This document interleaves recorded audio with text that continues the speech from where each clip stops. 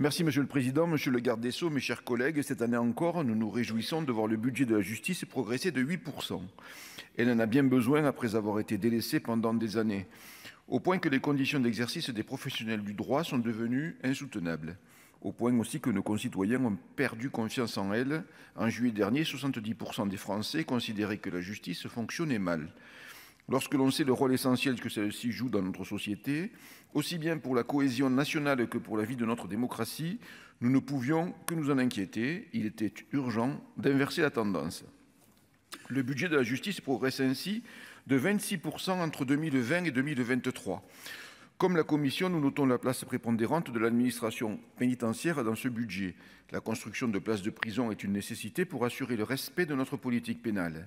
C'est également un impératif pour éliminer la surpopulation carcérale et permettre à notre pays de respecter ses engagements en matière de droits humains.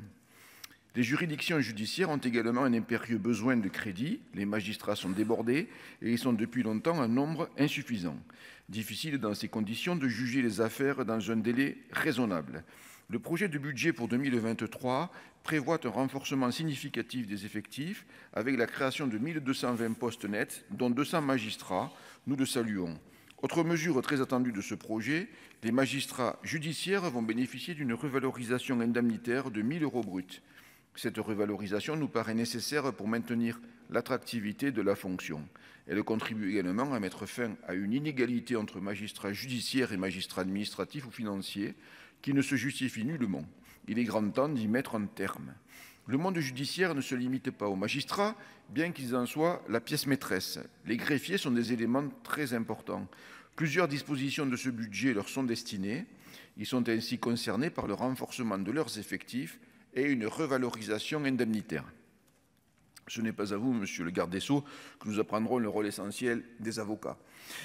Auxiliaires de justice, ils assurent la défense de nos concitoyens et se battent pour faire respecter leurs droits et libertés.